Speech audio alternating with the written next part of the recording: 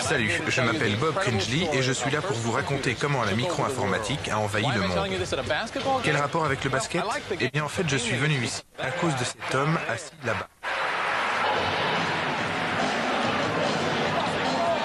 Il s'appelle Paul Allen et tout ce que vous voyez lui appartient. Le gymnase, l'équipe de basket en maillot blanc et les danseuses et tout.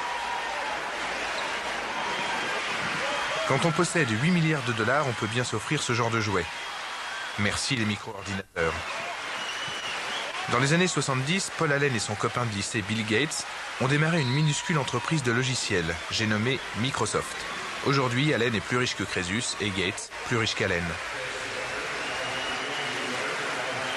Il y a 20 ans, des jeunes gens comme Gates et Allen ont inventé l'informatique individuelle qui, incroyable mais vrai, n'existait pas à l'époque.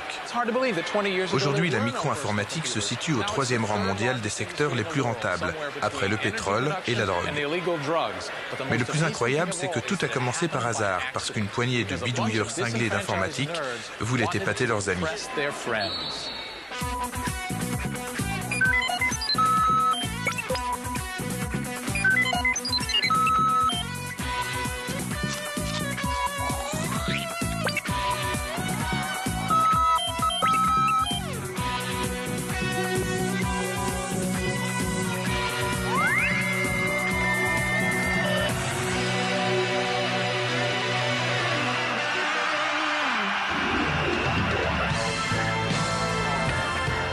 Ah, la Californie.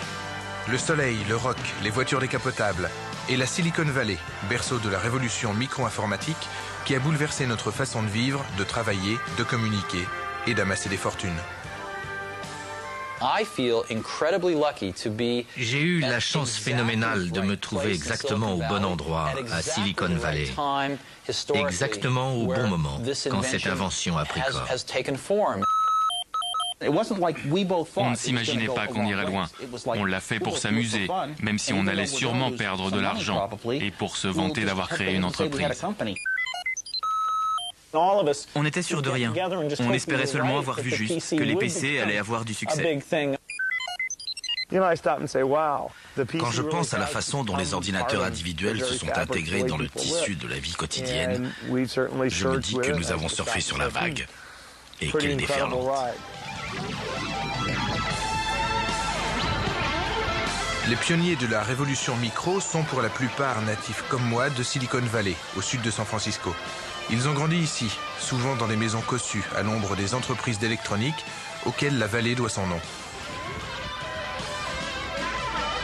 Dans ces banlieues résidentielles de Silicon Valley, les endroits les plus intéressants, ce ne sont pas les maisons, ce sont les garages.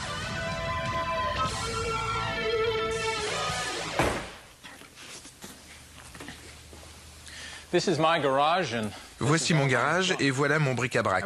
Je dois être le seul type du quartier qui utilise son garage pour ranger sa voiture.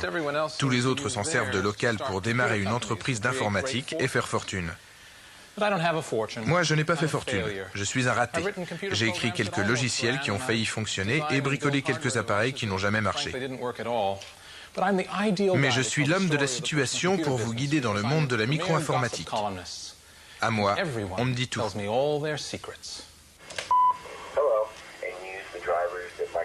Là, c'est chez moi. Excusez le désordre. C'est ici que je concocte ma chronique de potin pour une revue d'informatique. Les industries en changement constant comme l'industrie micro vivent de rumeurs et de potins. Et moi, j'en ai fait mon gagne-pain. Mon adresse e-mail est inondée de renseignements confidentiels concernant aussi bien les défauts cachés des nouveaux logiciels que les pires gaudrioles.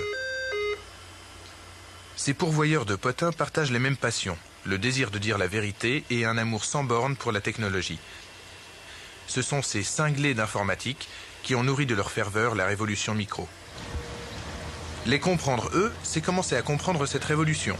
Et s'il y a un endroit au monde où on est sûr de rencontrer, c'est au Weird Stuff Warehouse, la boutique de bizarreries électroniques la plus courue de la côte ouest. Les fêlés des circuits. Chaque génération en produit son lot.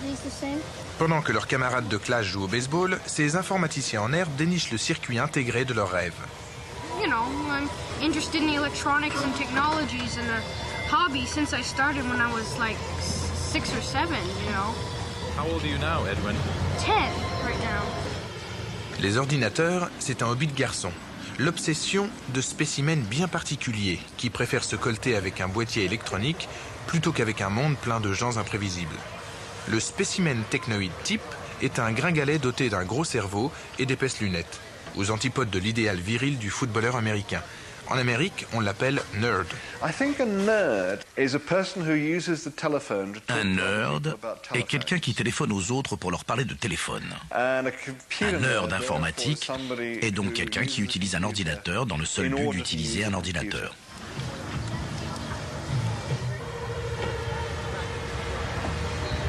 What do your friends think of you? Boy, he's a nerd. Yeah. But I don't mind. I'm used to being called a nerd. Can't have other people stop your dreams.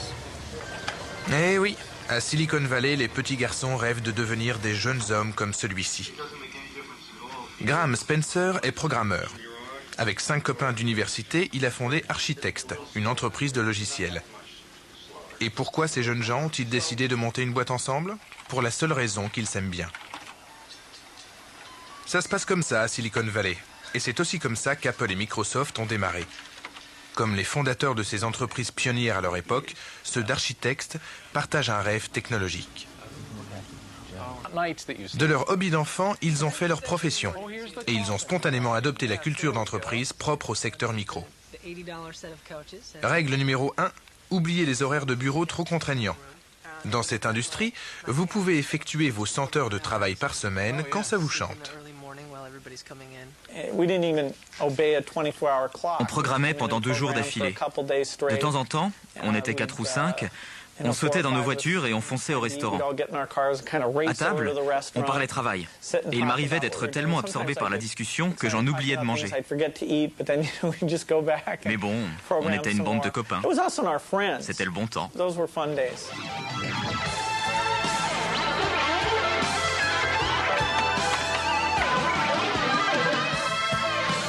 Dans toutes ces jeunes entreprises, on retrouve le même mélange travail-pagaille.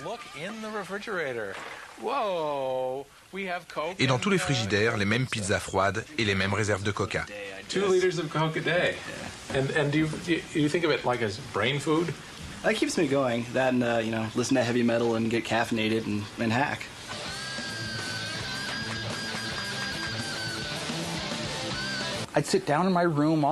Je passais mon temps assis par terre, les plans de l'ordinateur éparpillés tout autour. Je me couchais toujours très tard et j'avalais des litres de coca. Ça faisait partie de cette vie. Manger, dormir, avoir une copine, une vie sociale, ça prend du temps sur le temps de codage. Rédiger du code, c'est la force motrice de notre vie. Toute interruption est ressentie comme du gaspillage. Mais qu'est-ce que la logique interne d'un ordinateur peut bien avoir de si séduisant? C'est simple, cette logique est logique. Contrairement à d'autres choses qui demeurent à jamais mystérieuses, comme par exemple la façon de raisonner des filles. Et maintenant, cours de rattrapage en informatique élémentaire, leçon numéro 1. Toutes ces armoires composent une seule machine, un ordinateur grand système. Dans le temps, tous les ordinateurs avaient cette taille et étaient surveillés par des ingénieurs en blouse blanche. Que ce soit mon portable personnel ou ce géant accessible à 2000 utilisateurs, tous les ordinateurs fonctionnent de la même façon. Ils traitent des données numériques. Si une information peut être numérisée, un ordinateur saura la manipuler. Par contre, il ne comprend rien au domaine des sentiments.